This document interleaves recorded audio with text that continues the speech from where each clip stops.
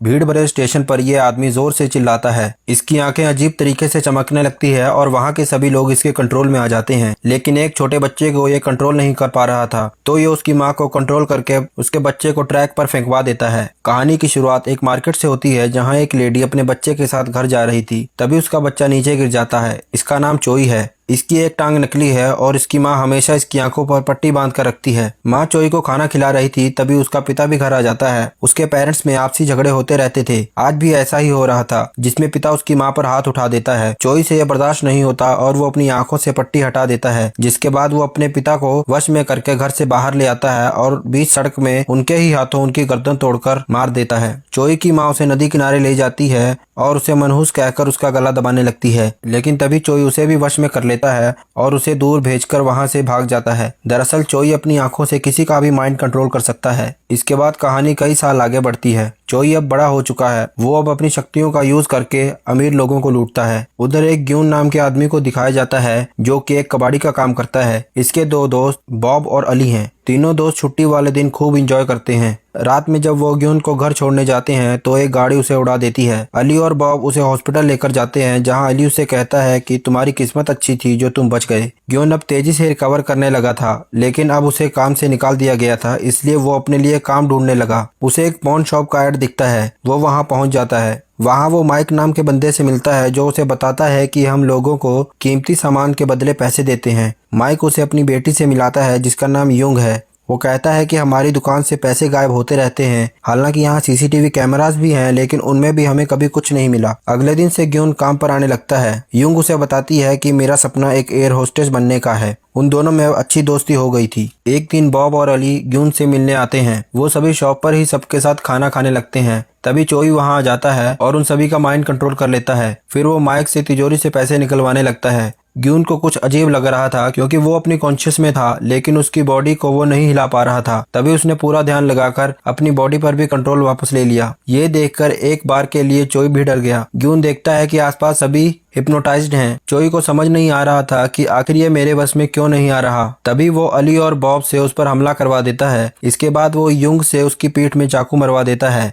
लेकिन तब भी ग्यून हार नहीं मानता, तो चोई माइक के हाथों से इलेक्ट्रिक शॉक लगवा देता है, जिसके बाद चोई वहां से भाग जाता है। होश में आने के बाद सभी लोग ग्यून को हॉस्पिटल लेकर जाते हैं, जहां चमत्कारी तरीके से ग्यून बिल्कुल ठीक हो जाता है। उधर चोई इस बात को नहीं समझ पा रहा था कि आखिर एक आम आदमी मेरी शक्तियों के प्रभाव से कैसे बच सकता है। ग्यून सीसीटीवी फुटेज खंगालने लगता है, ताकि वो चोई के खिलाफ पुलिस कंप्लेन कर सके। तभी चोई भी वहां आ जाता है। उसने कुछ लोगों को अपने कंट्रोल में कर रखा था, ताकि वो सीसीटीवी फुटेज भी वापस ले सके और ग्यून को भी खत्म कर सके। ये देखकर वो तीनों वहां से भागने लगते हैं। ग्यून सीसीटीवी फुटेज लेकर गाड़ी में छिप जाता है। जब चोई वहां आता है तो ग्यून उसके पीछे गाड़ी भगाने लगता है। वो उसे लेकर एक सुनसान जगह पहुंच जाता है, जहां वो चोई के साथ 1-on-1 करने ही वाला था कि चोई के लोग आ जाते हैं। इससे पहले कि वो ग्यून को मार पाते, उसने चोई को इलेक्ट्रिकल शॉक देकर बेहोश कर दिया, जिससे वो सभी लोग चोई के वश से आजाद हो गए। उसने चोई के फेस को कवर कर दिया, ताकि वो दोबारा किसी को वश में ना कर सके। ग्यून उसे लेकर पुलिस स्टेशन जाता है। वो पुलिस वालों को सब बताता है, लेकिन पुलिस उल्टा उसे ही चेक करने लगती है कि कहीं इसने कोई नशा तो नहीं कर रखा। ग्यून के मना करने के बावजूद भी पुलिस वालों ने चोई का मास्क हटा दिया, जिसके बाद वो उन्हें अपने वश में कर लेता है और वो ग्यून पर गोलियां चलाने लगते हैं। ग्यून खुद को बचाने में लगा था, जिसका फायदा उठाकर चोई वहां से भाग जाता है। वो एक रेलवे स्टेशन पर पहुंच जाता है। उधर ग्यून भी उसका पीछा करते हुए वहां आ जाता है। चोई वहां खड़े लोगों को अपने कंट्रोल में करके ग्यून पर हमला करवा देता है। वो एक मां को वश में करके उसका बच्चा ट्रेन के आगे फिकवा देता है, जिसे बचाने के लिए ग्यून भी कूद पड़ता है। वो बच्चे को तो बचा लेता है, लेकिन खुद गंभीर रूप से घायल हो जाता है। चोई को लगता है कि अब ये नहीं बच पाएगा, इसलिए वो वहां से चला जाता है। चोई वापस जब अपने कमरे में आता है तो देखता है कि यहाँ काफी पुलिस है। वो उन सबको वश में करके एक दूसरे पर गोलियां चलवा देता है और वहां से चला जाता है। उधर ग्यून फिर से रिकवर होकर अपने दोस्तों के पास आता है और उन्हें बताता है कि चोई को खत्म करना ही होगा, नहीं तो वो पता नहीं कितनी और जाने लेगा। वो तीनों अब चोई को ढूंढने निकल पड़ते हैं, ताकि उसे खत्म कर सकें। उधर चोई पुलिस वालों को वश में करके अपनी माँ के बारे में पता करवाता है और उनसे मिलने जाता है। वो अपनी माँ को मारने की कोशिश करता है, पर उन्हें मार नहीं पाता। उसके बाद वो वहाँ पैसों से भरा बैग छोड़कर चला जाता है। जब माँ उसके वश से बाहर आती है तो वो उसे हर जगह ढूंढती है, पर वो जा चुका था। उधर ग्यून अभी भी चोई को ढूंढ रहा था। इसी बीच उसकी आंख लग जाती है। जब उसकी आंख खुलती है तो वो देखता है कि बॉब और अली आपस में लड़ रहे हैं। वो उन दोनों को रोकता है। वो गाड़ी रोकता है तो उसे चोई सामने वाली बिल्डिंग पर खड़ा दिखाई देता है। चोई ने ही बॉब और अली को अपने वश में कर रखा था। वो वहीं से उन दोनों को कंट्रोल कर रहा था। ग्यून उसके पीछे जाता है। चोई ने बिल्डिंग के सभी लोगों को अपने वश में कर रखा था। वो उन लोगों के सहारे ग्यून से बात करता है और कहता है कि अगर मैंने इन सबको यहाँ से जंप करवा दिया तो इसकी मौत का जिम्मेदार कौन होगा, मैं या तुम।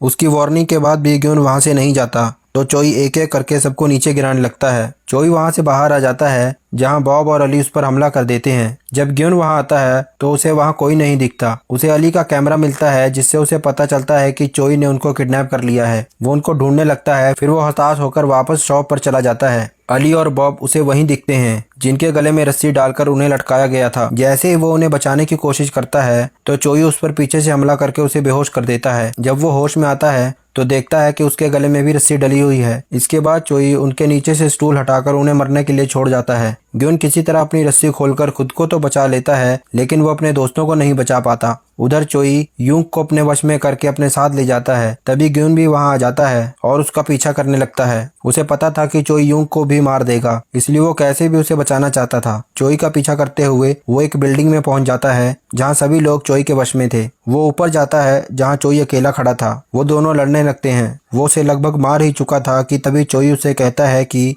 तुम्हारी गर्लफ्रेंड भी मेरे साथ ही मरेगी, अगर उसे बचा सकते हो तो बचा लो। ग्यून उसे छोड़कर यूं की तरफ जाता है। चोई उस पर गोली चला देता है। वो कहता है कि आज के बाद मेरे रास्ते में आने के लिए तुम बचोगे नहीं और तुम्हारे साथ ही यह लड़की भी मारी जाएगी। तभी ग्यून उसका ध्यान भटकाने के लिए कहता है कि तुम्हारी तो कोई पहचान ही नहीं है, कोई तुम्हें जानता भी नहीं है कि तुम दुनिया में एग्जिस्ट भी करते हो और ना तुमसे कोई प्यार करता है। ये सुनकर चोई को गुस्सा आ जाता है। जैसे ही उसका ध्यान भटकता है ग्यून उसे पकड़कर छत से नीचे कूद जाता है। वो दोनों एक गाड़ी पर गिरते हैं जहां ग्यून तो बच जाता है लेकिन चोई मारा जाता है। कुछ दिन बाद दिखाया जाता है कि ग्यून जो पैरालाइज्ड हो चुका है उसी रेलवे स्टेशन पर यूंग को मिलने आता है। तभी ट्रैक पर एक बच्चा गिर जाता है जिसे कोई भी नहीं उठा रहा था। उधर ट्रेन भी तेजी से आ रही थी। तभी ग्यून अपनी व्हीलचेयर को लेकर बच्चे को बचाने जाता है। अचानक उसके अंदर एक शक्ति जागती है और वो ठीक हो जाता है। सभी को लग रहा था कि ट्रेन ने बच्चे को कुचल दिया, लेकिन सब ये देखकर हैरान रह गए कि ग्यून ने बच्चे को बचा लिया और वो खुद भी ठीक है। अगर आपको कहानी अच्छी लगी तो वीडियो को लाइक, शेयर, कमेंट करके हमें सपोर्ट जरूर करें।